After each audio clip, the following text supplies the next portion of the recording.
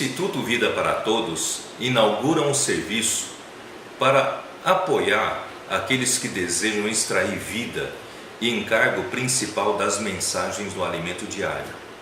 A esse serviço semanal daremos o nome de tutorial, pois não se pretende fazer nenhum estudo exaustivo ou detalhado. Antes, ele servirá de guia para conduzir os ministros da palavra ao foco central de cada mensagem.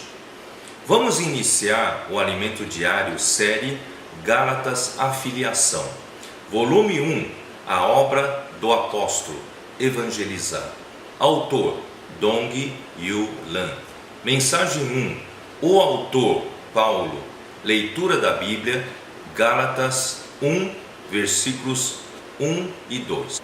O Alimento Diário, mensagem 1 desta série Gálatas, Afiliação, o autor, ele discorre desde o nascimento de Jesus, a sua juventude, o seu ministério e a sua morte redentora para produzir a igreja. E também mostra a continuidade da sua obra por meio dos apóstolos, dos 12 apóstolos. E rapidamente ele faz a ligação para o surgimento do apóstolo Paulo, que é o autor do livro de Gálatas. Na segunda-feira do Alimento Diário, o que chama a atenção seria quando Jesus era ainda jovem, ele tinha 12 anos de idade. Numa das festas que os pais dele levavam sempre, anualmente, ele e os outros irmãos para Jerusalém, e na volta eles se deram conta da ausência dele e foram procurá-lo no templo, interrogando e ouvindo os doutores, os mestres da lei. Então fica aqui uma lição para nós que somos pais. Onde assistem os nossos filhos? Onde eles estão? Onde eles frequentam? Aí o autor, o Dong Yu Lan, ele fala que semestralmente nós temos conferência de jovens, tanto do primeiro período, que corresponde aos adolescentes de 12 anos até 16 anos de idade, como os do segundo período, que compreende os da idade de 17 até 25 anos de idade.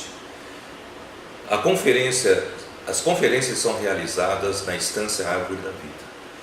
E ali os jovens são orientados, ouvem a palavra de Deus, ouvem também as orientações humanas, as orientações espirituais e também educativas. Então, é um ótimo lugar para se estar. E depois das conferências semestrais, a vida da igreja, na igreja onde ele frequenta, também eles têm a continuidade desse serviço de acompanhamento. Então, onde estão nossos jovens? Onde estão nossos adolescentes? Onde eles frequentam? Isso é assunto muito importante para os pais saberem. Então, dessa forma, eles serão ajudados no lugar certo a conhecer o Senhor e a sua vontade, e se tornarão fortes, ativos e úteis em suas mãos. Na terça-feira, fala quando Jesus completou 30 anos de idade, deu início ao seu ministério. Ele começou a pregar na região da Galácia, e a sua pregação era anunciar o evangelho do reino, e muitos foram atraídos por ele e o seguiam.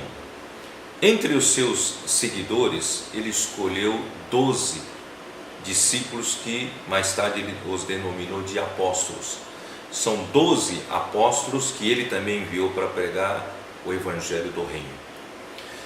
No entanto, o seu desejo de que a sua palavra não fosse somente para os galileus, porque ele veio para salvar o mundo, e a sua palavra de pregação do evangelho do reino é para todo mundo, para alcançar o mundo inteiro.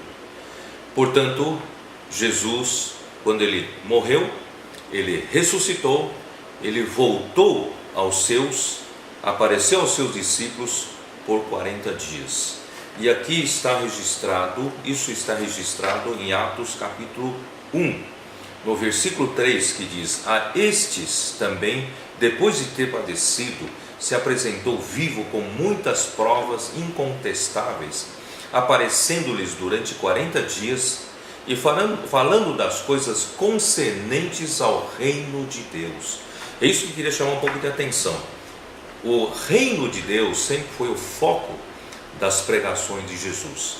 E também ele incumbiu os seus apóstolos, seus discípulos, seus apóstolos, a continuarem a pregação do Evangelho do Reino. E agora eu queria dizer uma coisa: como esses galileus que estavam em Jerusalém, porque Jesus pediu para que eles permanecessem em Jerusalém, em oração, até que eles recebam o poder ao descer sobre eles o Espírito Santo. Essa foi a promessa do Pai. Então, vamos imaginar esse povo galileu que estava na crucificação de Jesus 50 dias atrás. Os judeus todos gritavam: crucifica-o, crucifica-o. E os galileus, inferiorizados, tanto pela cultura, por número e também pelo poder, eles tinham muito pouco poder perante os judeus de Jerusalém. Portanto, eles estavam amedrontados, eles estavam intimidados por toda aquela situação. Como 50 dias depois, eles conseguiriam fazer alguma coisa que pudesse alcançar o objetivo de espalhar o Evangelho do Reino para todo mundo? Portanto, não era possível que o homem pudesse fazer qualquer obra. Foi necessário que o Espírito Santo entrasse em ação. Portanto, esse ponto é muito importante para nós que somos ministros da palavra. Nós precisamos entender que a obra de Deus não é possível de ser feito pelos seres humanos somente na capacidade humana. Se o Espírito não agir, não temos como fazer a obra de Deus. Depois desses dias, quando chegou o dia do Pentecostes, aí aconteceu o quê? Aconteceu que ao cumprir-se o dia de Pentecostes, está em Atos capítulo 2, versículo 1, estavam todos reunidos no mesmo lugar. De repente veio do céu um som como de um vento impetuoso e encheu toda a casa onde eles estavam assentados, e apareceram distribuídas entre eles línguas como de fogo, e pousou uma sobre cada um deles. Presta bem atenção: todos ficaram cheios do Espírito Santo. Todos ficaram cheios do Espírito Santo e passaram a falar em outras línguas, segundo o Espírito lhes concedia que falassem. Quer dizer, o Espírito estava no controle da situação. Pelo fato daqueles galileus estavam em oração, eles se esvaziaram de si mesmo, o Espírito Santo pôde preenchê-los. E o Espírito Santo é que estava no comando e lhes concedia eles o poder de falarem em outros idiomas, outras línguas. Isso impactou os moradores de Jerusalém e os que estavam de todas as terras estrangeiras, estavam os judeus que estavam em Jerusalém na festa. E cada um ouvia pregarem na sua própria língua. E aproveitou-se a situação. Pedro levantou-se junto com os 11, porque alguns zombavam que eles estavam embriagados. Mas Pedro disse o quê? Pedro disse: eles não estão embriagados. O que vocês assistem é o cumprimento da profecia de Joel. Entre tantas outras coisas que aconteceriam, falar em línguas, visões, né, e sonhos, o mais importante era que todo aquele que invocar o nome do Senhor será salvo. Esse é o ponto vital. Portanto, a terça-feira mostra que primeiramente eu queria apontar, se não fosse pela ação do Espírito Santo, nenhum homem conseguiria iniciar a obra do Senhor depois da morte de Jesus, depois de sua ressurreição, não haveria como o homem começar a obra. Graças a Deus, o Espírito Santo começou essa obra poderosa. Em segundo lugar, eles passaram a falar em línguas, era para que o povo de Jerusalém ficassem atônitos e passassem a crer no nome do Senhor, isto é, invocarem o nome do Senhor. Naquele dia, 3.000 homens invocaram o nome do Senhor, 3.000 homens foram batizados em nome do Senhor. Então nós chegamos na quarta-feira, mas eu queria ainda comentar um pouco da terça-feira. Quer dizer, se nós não nos esvaziarmos, se nós não nos humilharmos e percebemos que nós nada podemos fazer na obra do Senhor se nós não orarmos, porque quem faz a obra é o próprio Deus, é o Espírito quem faz a obra. Portanto, é muito importante entender esse princípio. Nós precisamos de muita oração, de muito esvaziamento, de muito nos humilhar, para que o Espírito Santo possa nos encher. Presta bem atenção que no dia do Pentecostes eles ficaram cheios do Espírito Santo. Esse Espírito Santo foi derramado de cima para baixo para lhes dar poder. Eles então estavam intimidados, mas receberam poder do Espírito Santo. Eles passaram a pregar a palavra em outras línguas. Isso é muito importante. Então, eu queria só nesse ponto fazer um pequeno parênteses. Nós hoje, nós não dependemos passivamente de esperar o derramamento do Espírito Santo para recebermos poder do alto. Hoje, graças a Deus, quando nós cremos no Senhor Jesus, Jesus como o Espírito já entrou em nós. Hoje esse Espírito está dentro de nós. Paulo, em Efésios, ele mostra que nós devemos não nos embriagar do vinho, mas devemos encher-nos do Espírito. Quer dizer, se nós hoje esperarmos só pelo recurso do derramamento exterior do Espírito, nós seria uma espera muito passiva. Mas graças a Deus que nós hoje temos outro recurso, porque o Espírito entrou em nós, está no nosso Espírito, e esse Espírito, ele é como fogo dentro de nós. Nós podemos exercitar esse Espírito, podemos nos encher desse Espírito. Hoje esse Espírito, da mesma forma, pode nos dar poder do interior para fora. Então não devemos esperar somente por aquele derramamento do Espírito Santo. Outra coisa eu queria comentar: falar em línguas foi extremamente necessário naquele dia para os que estavam intimidados pelo todo o ambiente de Jerusalém. De repente causasse uma situação de perplexidade. O Espírito Santo concedeu que eles falassem língua. E Paulo fala em 1 Coríntios 14 de que a língua constitui um sinal não para os crentes, para os incrédulos, justamente para que eles pudessem crer em Jesus. Agora, nós não precisamos todo o tempo buscar essas coisas milagrosas. Nós devemos buscar o Espírito da vida, o Espírito que está dentro de nós, procurar encher desse Espírito. Chegando um pouco então na quarta-feira, nós vimos que a partir daquele dia, a vida da igreja em Jerusalém tomou forma, né? Eu vou ler até um pouco aqui no capítulo 2 de Atos. Eles perseveravam unânimes no templo, partiam pão de casa em casa e tomavam suas refeições com alegria e singeleza de coração, louvando a Deus e contando com a simpatia de todo o povo. Enquanto isso, acrescentava-lhes o Senhor dia a dia os que iam sendo salvos. Então, a vida da igreja maravilhosa começou assim. Os que foram salvos, o Senhor coloca nesse ambiente maravilhoso para crescimento e maturidade de vida. É isso que trata essa semana. E só que durou um pouco tempo, começou a surgir a perseguição contra os que invocavam o nome do Senhor em Jerusalém. Com a grande perseguição, os discípulos foram dispersos pela região Judeia, Samaria, e os apóstolos ficaram em Jerusalém.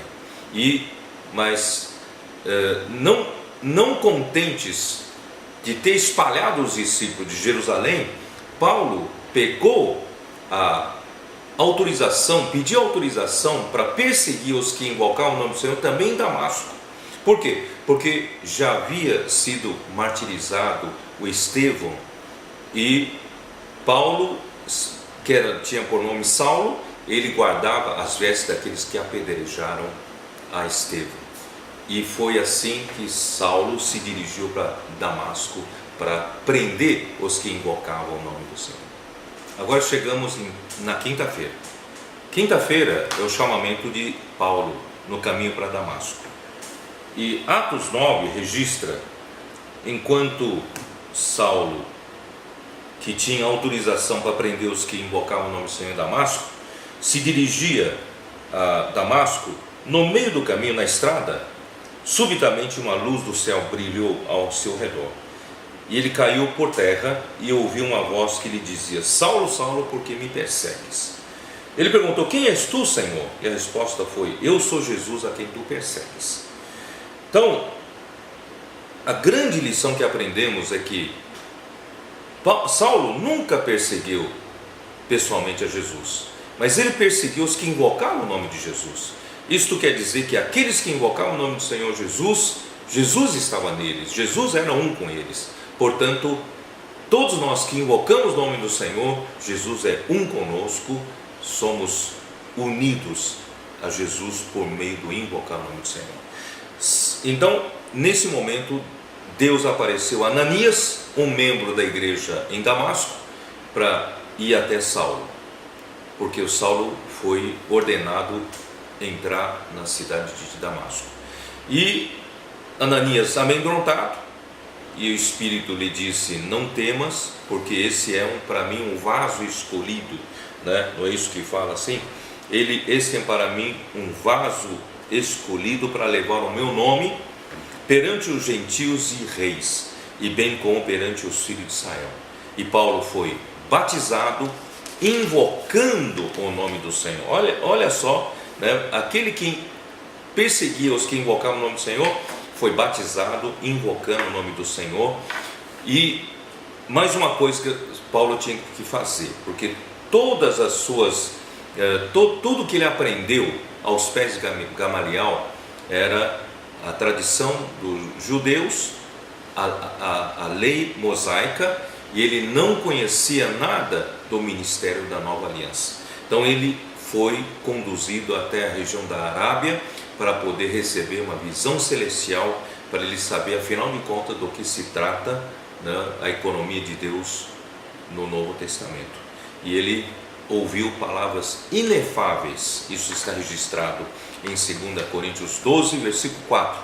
Ele ouviu palavras inefáveis às quais não é lícito ao homem referir-se, e ele foi equipado com essa palavra para começar o seu ministério, né, da nova aliança. Sexta-feira fala propriamente do livro de Gálatas, e no capítulo 1 de Gálatas ele faz um pouco a referência dele mesmo, do seu passado.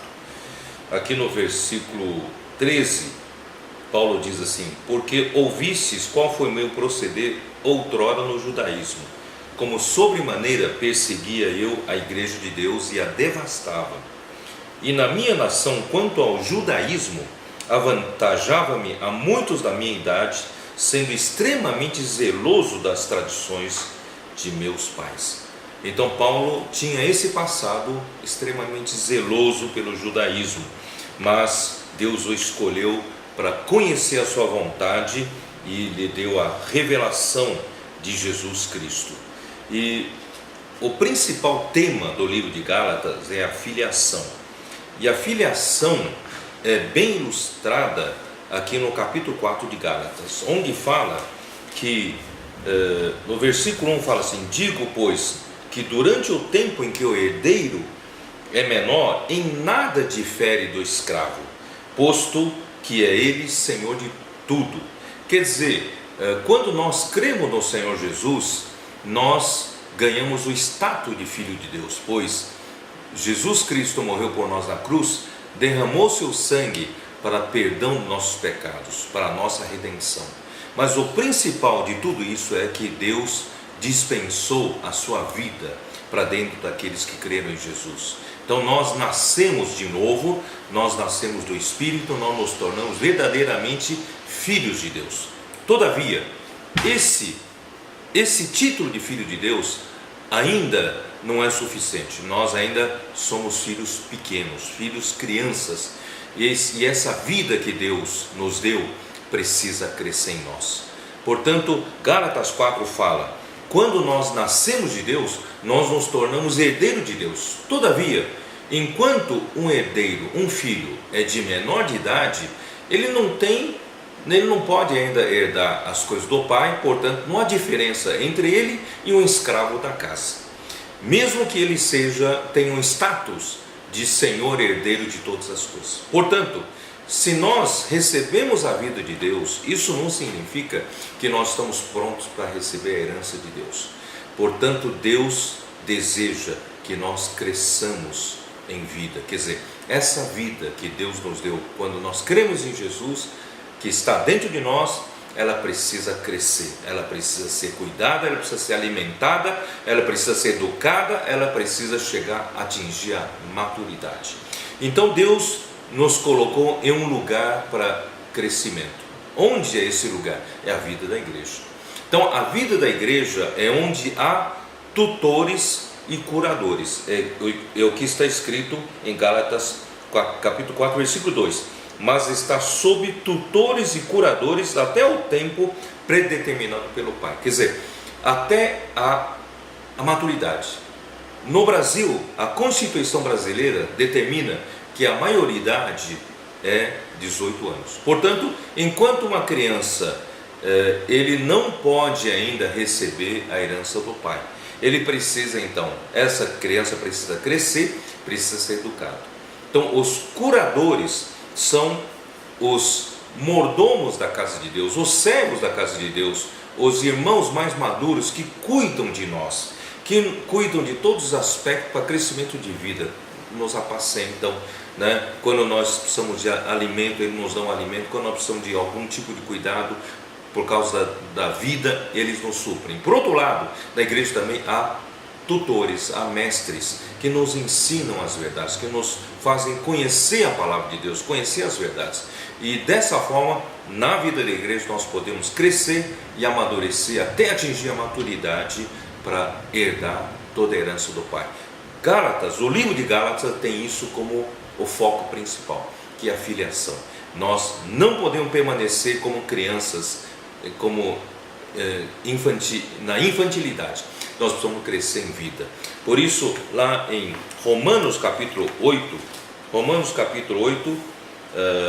versículo 14 fala: pois todos os que são guiados pelo Espírito de Deus são filhos de Deus. Vocês sabem que essa palavra, a palavra grega usada para filho de Deus aqui é huios, quer dizer, já filho maduro, filho crescido. Então aqueles que são filhos crescidos de Deus são guiados pelo Espírito de Deus. Mas logo em seguida ele fala assim: porque não recebemos o espírito de escravidão para viverdes outra vez atemorizados, mas recebestes o espírito de adoção ou filiação, baseados no qual clamamos: Abba, Pai. O próprio Espírito testifica que com o nosso Espírito somos filhos de Deus. Esse filho de Deus aqui é teknon, é filho, criança, infantil. Ora, se somos filhos teknon, criança, somos também herdeiros de Deus e co-herdeiros com Cristo. Se com Ele sofremos, para que com Ele também sejamos glorificados, quer dizer, receber a herança. Portanto, o livro de Gálatas tem esse ponto principal, é nos levar a crescer. E onde podemos crescer é a vida da igreja. O sábado nós já comentamos juntamente com sexta-feira, então chegamos no último dia, domingo. Domingo nos mostra a meta de tudo isso, que é o reino. Hebreus 2, versículos 5 a 6, mostra que não foi a anjos que Deus sujeitou o mundo que há de vir, mas Deus sujeitará o próximo mundo, próxima era, próximo reino, aos homens, né? Por isso que em Hebreus 2:5 fala: pois não foi a anjo que sujeitou o mundo que há de vir, sobre o qual estamos falando, antes alguém em certo lugar deu pleno testemunho dizendo que é um homem, que dele te lembres, ou filho do homem, que o visites. Fizeste-o por um pouco menor que os anjos, mas de glória e de honra o coroaste, constituíste sobre as obras das tuas mãos. Portanto, nós fomos criados e fomos regenerados como filho de Deus, é para amadurecer, crescemos, amadurecer, preparados para reinar no mundo que há de vir. Esse é o foco principal da Bíblia e também o nosso foco principal. Então, em Efésios capítulo 1, mostra que Deus, por causa disso, desse foco, antes da fundação do mundo, Ele já nos escolheu. Nos escolheu para, isso está no versículo 4, nos escolheu antes da fundação do mundo para sermos santos e irrepreensíveis perante Ele. Em amor, Ele nos predestinou para a filiação. Essa filiação é a plena filiação, quer dizer, já filhos maduros. Em outras palavras, o homem já foi criado, predestinado para essa filiação. Precisamos crescer, amadurecer para assumir o reino de Deus. Isso Deus sempre propôs dessa maneira. Nós é que não entendíamos antes. E para isso, nós fomos colocados na igreja, na vida da igreja, onde nós temos um ambiente maravilhoso, nós temos quem nos ensine as verdades, nos ajudam a conhecer a palavra do Senhor, também quem nos ajudam na nossa vida prática diária para crescimento de vida, nos apacentam, nos pastoreiam, e mais ainda, nós precisamos servir a igreja. Nós precisamos aprender, participar de todos os serviços, porque nos serviços é que nós aprendemos a verdadeiramente a crescer em vida. Isso aconteceu com Paulo. Paulo, depois que recebeu as revelações no terceiro céu, Deus o colocou para viver a vida da igreja normal em Damasco. Depois ele foi em Antioquia, treinado a viver junto com os irmãos, servindo junto com os irmãos. Portanto, isso é muito importante. Paulo, que escreveu as 14 epístolas de Paulo, das 14 epístolas, e em uma das epístolas, 2 Coríntios 3:6, ele escreve: Deus nos habilitou para sermos ministros de uma nova aliança, não da letra, mas do Espírito, porque a letra mata, mas o Espírito dá vida. Então o objetivo de tudo isso não é nós virarmos doutores da lei, doutores do conhecimento, nós temos que saber que tudo isso visa o nosso crescimento de vida. Portanto, até a palavra de Deus, o alimento diário que nós desfrutamos, deve ser tomado como vida, para nosso crescimento de vida. Portanto, Paulo se tornou, no final, um ministro da nova aliança. Nós também queremos ser esses ministros da nova aliança, não tentar explicar letra com letra, mas usar o Espírito para extrair vida da palavra de Deus. Eu espero que esse tutorial tenha ajudado vocês, tenha dado uma orientação para vocês buscarem qual é o foco dessa mensagem.